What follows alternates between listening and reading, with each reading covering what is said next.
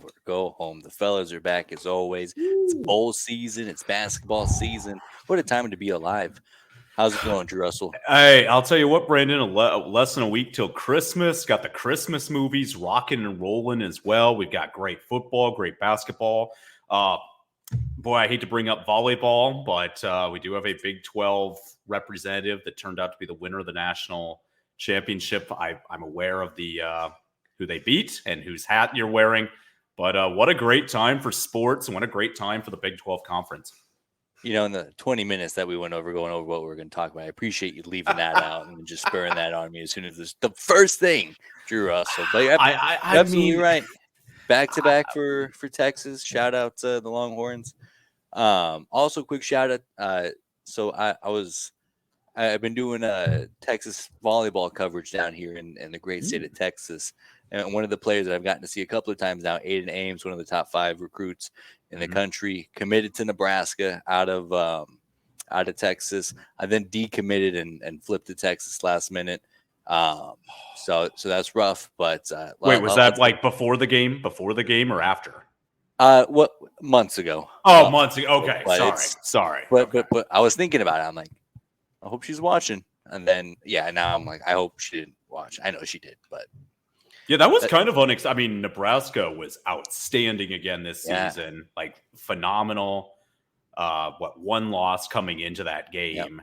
And I mean, Texas was clearly no slouch. You win a national championship, but I was stunned just by the score and how that game played out.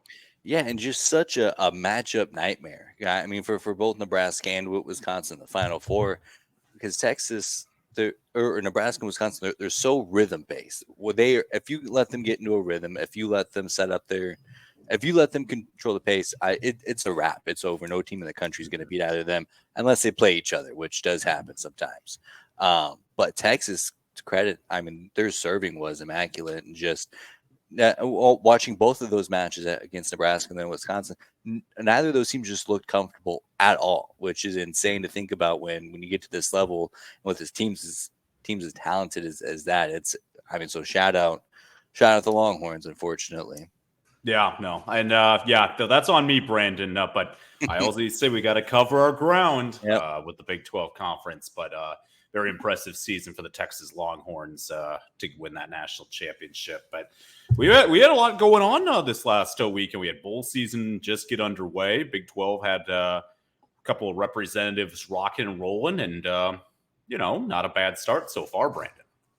Yeah, absolutely. And it's crazy because typically, kind of coming into this bowl game, I don't know about you, but I don't feel very juiced about the bowl games. Obviously, we have the college football playoff. There are like several bowl games that I'm really dialed in on: Oklahoma State, Texas A&M, the playoffs, of course, and we also got to match up the Orange Bowl with Florida State and Georgia. That'll be great. But the prelims almost it kind of just a lot of dud to it.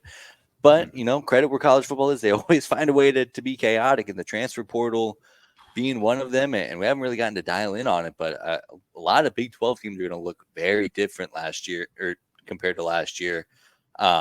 Especially, I mean, just kind of scratching at the surface level, quarterback wise. Will Howard's gone. That's a big piece for Kansas State's. Gunnar Gundy gone for Oklahoma State's. There's a rumor going around that he left because he was tired. Because his mom and head coach were having relations, which is a crazy rumor. I don't know why we're not talking about that enough. But so that is pretty well sourced out. Obviously, we have the shakeup with Texas and Oklahoma leaving. Both of those teams will have new starting quarterbacks. So not Texas, but Malik Murphy leaving. That's not nothing. And then, I mean, Colorado's kind of doing it again. I was really skeptical if they would be able to find the same kind of success in the portal after having such a disappointing season last year. But they're picking up right where they left off. Obviously, there's no Shooter Sanders or Travis Hunter to go out and bring on over. But man, they're filling gaps quickly in a way that I didn't think would be possible. And then also have the rise of Arizona's football program. And even Arizona State's getting after it in the transfer portal, and they're making moves. So, boy, what a what an exciting time, even though the game is maybe a little bit lackluster. Yeah, first off, looking at just that NIL side, I mean, it's been pretty interesting to watch just how it's all played out throughout the offseason. And for teams, I mean, it's really an interesting kind of deal because you can have a great team the year before, and if you don't have the NIL money, you can lose some major players. And I'm going to single out Oklahoma because that's been really interesting to watch for me. Dylan Gabriel has had 2 great seasons in Norman. He had 2 very good seasons down in Orlando with Central Florida, and gets the bonus year with the COVID year, Brandon. And pretty amazing to see that, he found a deal with Oregon and he's going to find one more year up there. And seeing a team like OU that is a historical success, they've had so many great teams and players, lose players like flies, it seems like, to the transfer portal, to the NIL market as well. It has changed the game for some teams for the better and for worse. And I mean, it's free agency. Let's call it like it is, Brandon. It's free agency for a college network. I don't think it's a bad thing at all, but it's been pretty fun to watch in some ways. But in other ways, too, I mean, there's going to be a lot of different looking rosters come next August that fans are going to have to adapt to pretty quickly. Yeah, and just kind of looking at, and this is it's crazy because this is just from 3 days ago, so it feels like it's old news at this stage in the game. But just kind of looking at these quarterbacks, like you mentioned, Dylan Gabriel gone, Riley Leonard seemingly leaving. Well, I guess not as good of a situation at Duke now with Mike Oko gone. Tyler Van Dyke going to Wisconsin. Big 12 wise, Blake Shapen transferring out of Baylor to Mississippi State. Tyler Shuck leaving Texas Tech for Louisville, and then Sam Levitt coming in for Arizona State. That's a really good get for them. I could talk about him. And then a guy that I'm sure that you're familiar with, Curtis Rourke of the Ohio Bobcats. Unfortunately, we're not bringing that. You had a right to bring that one up, Brandon. After I pulled earlier, you had a right to bring that up. But otherwise, I mean, there's still a lot of quarterbacks out there, and a lot of movement to be made, and a lot of these guys can't. Well, I guess Kansas State's not looking for a new guy, but as far as the Big 12 goes, there's a lot of open spots left. And granted, there's certainly waves with this. There's going to be another wave after bowl season. I'm sure there's going to be another wave after spring practice. But what a crazy world! Because in the one name that you brought up, Dylan Gabriel, it's not like he's leaving. An NC State to go to Oregon, or so some of these guys going to seeking brighter horizons. Oklahoma is a blue blood program. Now going to the SEC, they don't play defense. He was going to absolutely feast on those SEC defenses. But crazy stuff to see guys like that move, and then also guys like Kyle McCord going to Syracuse. That's a real big name, real proven commodity, and just a lot of nothing's off the table for any of these guys, really. Well, I think the college game, I mean, it's no secret at any level of football, you have great coaching and you have a great quarterback, you're almost always going to be in contention or at least have a quality football team. That's traditionally true, especially at the pro level and at the collegiate level. But at the collegiate level, Brandon, it always felt like you didn't have to have great QB play to win a lot. You probably need a good QB play. Sometimes okay QB play was enough. But you didn't have to have great QB play.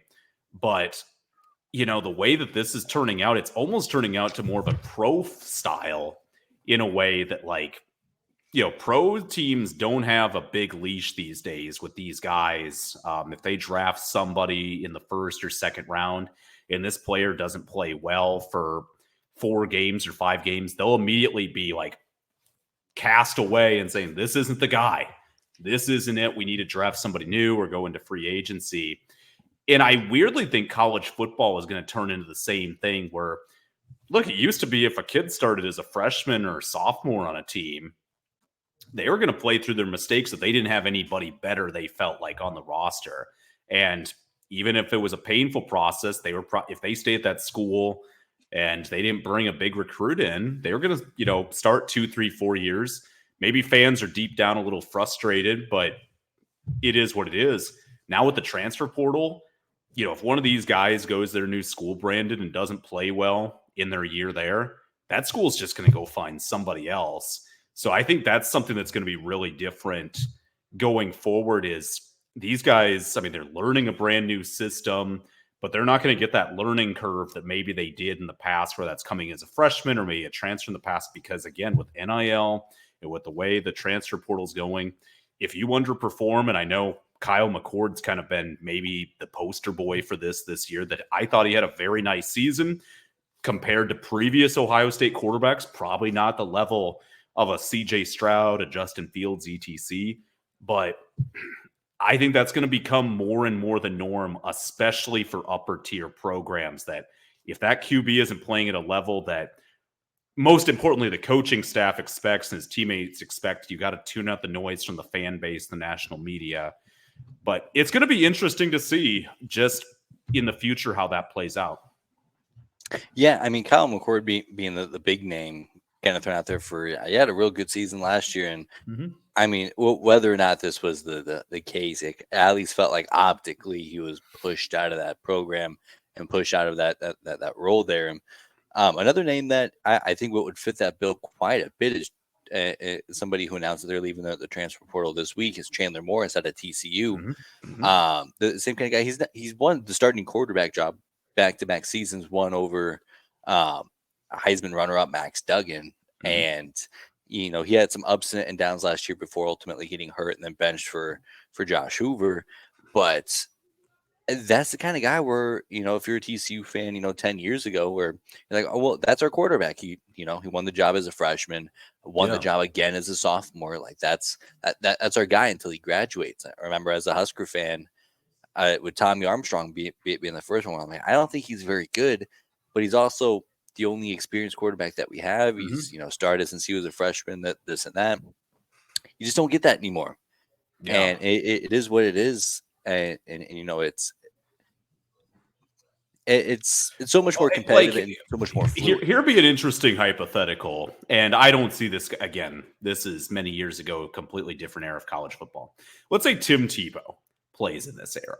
Okay, Florida's a powerhouse. He's not the type of guy I could see just chasing money all over. Like, I think he would stay loyal. But that's a guy that could have made a lot of money after his sophomore year where he wins the Heisman at Florida.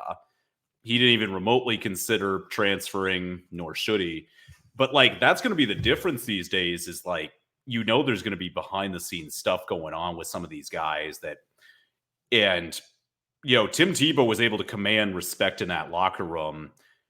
It seemed from the get-go, and he was able to do that for 4 years. And even though he probably commands respect from day one, he probably got way more respect when he was a senior quarterback from those freshmen and sophomores because he'd been there for 4 years. So they were going to, all Urban Meyer had to say was, hey, watch Tim. I'm going to go to my local bar and pull shenanigans. I'm joking.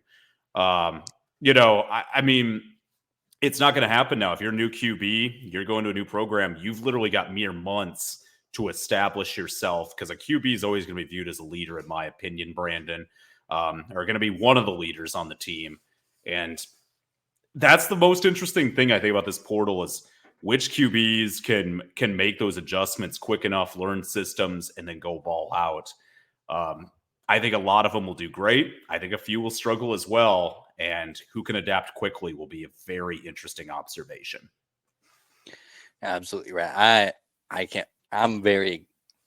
There's part of me, like the cynical part of my brain, is like, this isn't good for college football. But it also the junkie in me right now is like, this is outstanding stuff. This is electric. I'm not going to sleep tonight because of the recruiting, signing day coming up, the transfer portal. The possibilities are endless.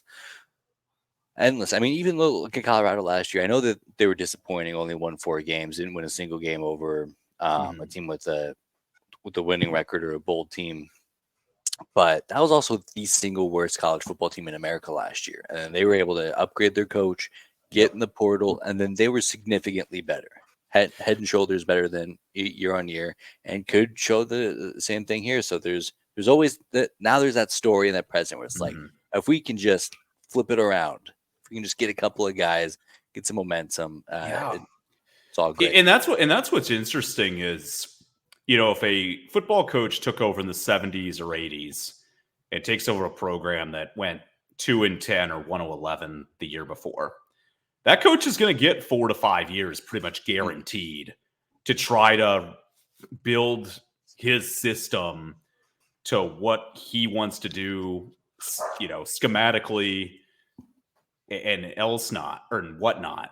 What's interesting is that, I mean, they had 4 to 5 years, and, fans, a 3-9 season that first year is painful, but to be expected. You weren't going to have too many drop out, transfer. Coach with his recruiting classes, they were going to have to take a couple years to mature. But now you're dead right, Brandon, with NIL and with all that patience doesn't exist anymore. And I'm not saying it should either. If a coach goes to a high major program and can't win or can't find success in 3 years, I understand if a fan base wants them gone, if they're not performing to certain expectations. The problem is that, especially with the Super Conference era, Brandon, and Big 12, probably less because there's no traditional powers that's going to be in the conference next year, football-wise. Still some great programs, but looking at those kind of other big conferences, for some of those powers, somebody's got to go 8-5. Not everybody's going to be undefeated, and those fan bases will not accept mediocrity. And that will be a very interesting thing to watch, is who can win that cutthroat battle. Absolutely right. And speaking of cutthroat battle, I've been wanting to talk about this for months, but just with the chaos of the Big 12 football season, the Big 12 conference is as good as it gets in the basketball world. 6 teams in the Ken Palm top 20 ratings only conference with more than 4 teams represented. Houston at number 1, BYU at number 5. Who I didn't have them on my bingo card here. Kansas outside the top 10, Iowa State right up there, Baylor, Oklahoma also within the top 20. And now I'm not a big college basketball guy. Saturday, like before, I'm really kicking myself because there's so much of it on. So educate me a little bit on what we're seeing here and how this conference is shaping out. Well, Brandon, you have 2 undefeated teams, 6 teams with 1 loss or less, and 10 teams with 2 losses or less. It has been super competitive so far this college basketball season. You mentioned some certain teams, and there's certain teams that are just doing their damage right now that you're not surprised about whatsoever. The Houston Cougars, for as much as they might have struggled on the gridiron this season, basketball, it has been a different story with their perfect record to begin at 11-0. They've been outstanding. Oklahoma has been also very surprising so far. 10-0. They've gotten multiple wins over big conference teams, including Iowa, USC, Arkansas, Providence, all quality wins across the board in hoops. So they can't complain about that. And then you mentioned those Cougars of BYU. My goodness, Brandon, that, I think you're dead right, has been kind of the unexpected kind of run so far this year in college basketball. I mean, they have been absolutely terrific at 10-1. Similar to Oklahoma, they've gotten some really nice wins. They really loaded up in their non-conference schedule, including beating last year's national runner-up, San Diego State. So they've got to be very pleased with how they're playing. Kansas is coming off of a very impressive road win at Indiana on Saturday. There's some good hoops, Brandon. Only 1 team with a losing record so far out of the 14 teams, which surprisingly West Virginia, who has had some wonderful, wonderful years under Coach Huggins. Of course, all the madness that happened with him in the offseason, he's no longer with the team. But Big 12 hoops, Brandon. Look, I know college basketball oftentimes kind of is thought after kind of until the new year with all the great college football happening. Sometimes pro football, that'll be a little overlooked as well. But do not sleep on this Big 12 conference. It has been just phenomenal to watch so far this early season.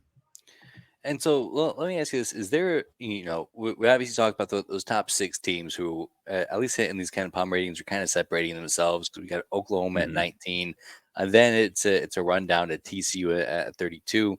Is there a couple of teams that you're keeping your eye out on for kind of that second tier that maybe they just haven't found their footing yet? Maybe we're just comparing Yeah. them to some real elites in college basketball, and maybe not as fair. Who should we be looking out to improve as we enter the new year? Well, this could go a lot of ways. I think the first team I'm keeping a close eye on, the Baylor Bears have been really good this early portion of the season, Brandon. They've only got one loss in the year, and that was actually just this last Saturday to a Michigan State team that hasn't played great so far this year, but were able to upset them. They've got a big game coming up mid this week when they travel to face the Duke Blue Devils, and Duke's not as good this year as maybe they were in previous years, but they're still a top 25 team, and that could be a really they win that game in North Carolina, Brandon, that could really make a statement for a team that has won a national championship in the last 5 years, but I think they're getting slept on just a little bit. So they're kind of a mid-tier team to keep an eye on. I'll throw my Iowa State Cyclones in there as well, Brandon. They're a very intriguing team at 9-2. They've been able to really put together a nice stretch in December against a admittingly bad schedule, but that's a team that is playing its best offensive basketball under the era of TJ Otzelberger. The defense is there as well, so they could be. You don't want to go to Ames. You usually don't, but they could be a real problem at home this year. So they're going to be really good. Gilbert, their guard there, has been absolutely fantastic. And let's get a little love to your beloved TCU Horned Frogs as well, Brandon, at 8-1. I've really liked what they've been able to put together so far this season. They really tested themselves schedule-wise, not in the early portion of the season, but they beat Georgetown. They've beaten Arizona State. They got an interesting game against Old Dominion coming up, but they could position themselves for a very interesting run in the Big 12. But man, Brandon, this league is so freaking open, and that's what makes it so great. But those are some mid-tier teams to keep an eye on, and I think we'll see come March where we're at. But this is a league that I think will be an 8, 9, 10 bid league. And so, with the addition of the four new teams this year, how does the Big 12 tournament work? So, Big 12 tournament's going to be a little bit different this year, Brandon. And I'll get a full breakdown for you, but pretty much since it's 14 in the past, it was they would break it that the top 6 teams would get a bye. 7 and 10, 8 and 9 would play on Wednesday. Then they'd have quarterfinals Thursday, semifinals Friday, and then the championship on Saturday. For the conference slate, in the past, they had the even schedule that it was home and home for everybody. So everybody went everywhere. I thought it was, to be blunt, Brandon, it was a lot of fun to watch. However, this is a different era. And so with that, not everybody's going to have as much of a balanced schedule this year. That said, though, with the tournament, they will be having historical results, and they're going to be making some kind of flex picks with that. I think they're going to only take the top. I think it's 12 or 13, 12 teams or something along that nature. But they are going to take out a couple of teams, I believe, for this upcoming season for that Big 12 basketball tournament. So you better win. And I think the regular season should matter. If TV networks didn't make as much money as they did on those conference tournaments, and if conferences didn't make so much money on them as well, I would still rather they put a little more emphasis on the regular season. But, conference tournaments are pretty fun, and Kansas City it's about as good as it gets when it comes to collegiate basketball conference tournaments. There are some folks entering the Big 12 Twitter space that think that Kansas City may not be as good as it gets. And they're looking at their previous tournament history in Las Vegas. As the commissioner of college football, we elect you as the commissioner of the Big 12. Do you even think about moving the Big 12 basketball tournament? As long as it's making money, I just don't see a reason. And historically, Brandon, look, their biggest brands show up to Kansas City. Kansas University is less than an hour trip from there. and those fans are going to show up. And I know it can create an unfair home court advantage for some teams, but they've had tournaments down in Dallas back in the thousands. They went back and forth between Kansas City and Dallas for hoops as well as football. And football, it did better in Dallas, and in hoops, it did better in Kansas City. So that's going to be an interesting debate, though, going forward of what they do with the Big 12 tournament, because Kansas City has been a perfect spot for a lot of years.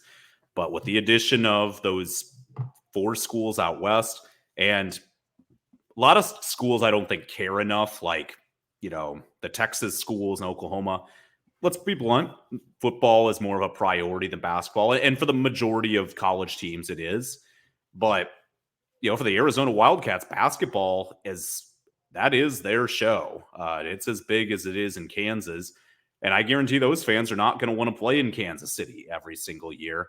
Brent Yormark is all about building a brand, building the base. They announced recently about putting the Big 12, Big 12 Media Day is going to be in Las Vegas this upcoming, summer session. That's a big deal, Brandon. And I wouldn't be shocked. You're dead right about potentially looking into putting that tournament in Vegas. I think they would get a pretty good turnout, but Kansas City's been tried and true. They know what they're getting. They know they're going to get good crowds nearly every session. And man, I often say, if it's not broke, don't fix it. It's not broke, in my opinion. I think it's easy to say if you or I were in charge, especially with all the turmoil in the conference and all the change, I'd like to keep some tradition, as much tradition as possible in line. However, we're not the ones in charge, and Brett Yormark has done a lot of great things, but he obviously hasn't shown too kindly traditions. R.I.P. Farmageddon. So I would be shocked if it stays in Kansas City long term. I think that's a shame, but you got to take the good with the bad. He's very innovative, and it might be great. It might be outstanding to have that West Coast or Southwest kind of atmosphere to it. But it is what it is. Yeah, I think you look at just the future of the conference. They're going to want to make sure those 4 schools are involved. And I wouldn't be surprised if they try to do a little bit more branding. But, the Big Ten, a few years ago, they put their conference tournament at Madison Square Garden in New York. And a lot of those Big Ten fan bases were really ticked off. And they've made those adjustments of putting it back in Indianapolis or Chicago, or, they'll mix up those sites. But, location does matter. These conferences are aware that branding matters. And with no more school out west, or no more major conference out west for any sport, there is potential viewership growth. I'm sure every conference is aware of that. And I'm sure the Big 12 is aware of that. With 4 schools that are more towards that coast, it'll be interesting to see what they do. And shoot, even, I'll throw the Big 10 in there quick. Adding those big 4 schools out there, would they consider doing something like that? I think it'd be a mistake to lead the Midwest for them too. But again, these commissioners, their goal is to grow interest, grow viewership. And if they genuinely feel they can do it out west or wherever, they'll do it.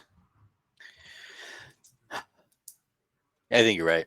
I think you're absolutely right. It hurts a little bit. And I don't know, just growing up in the areas that we did, it would suck to see that's a change, especially with all this change. I'm getting too old for this. I hate change. I'm yelling at the sky every day.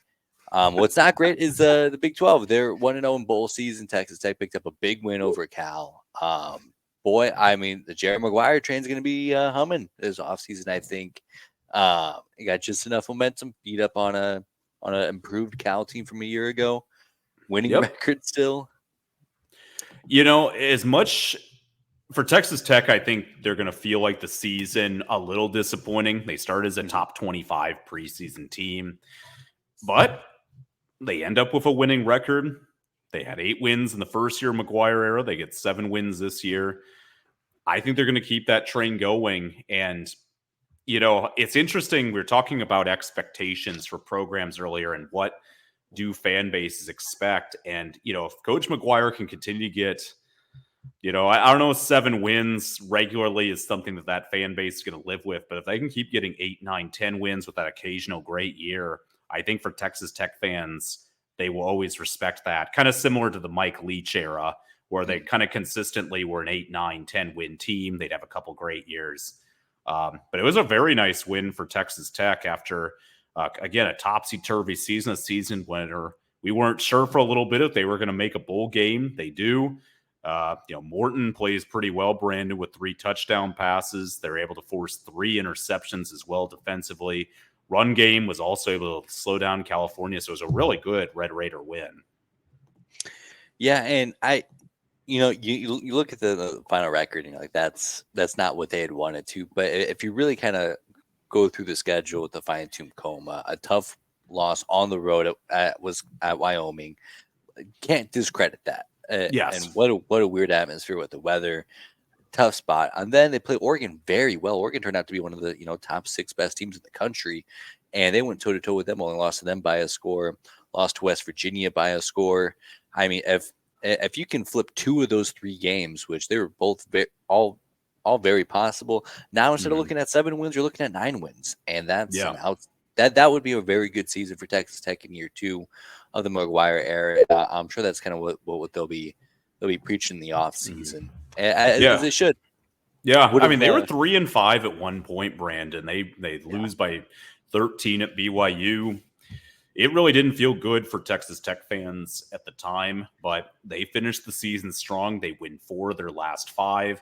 They are able to beat a very good Kansas team on the road. So I think the momentum. We had a conversation I remember earlier this year. We were talking about Oklahoma State football a couple months ago. We were talking about that. Look, Oklahoma State kind of had the vice versa season this year. They had a year before where they got off to a very hot start in 2022, then faltered down the stretch, and it felt like the sky was falling into the off season. And this year they had a pretty good year.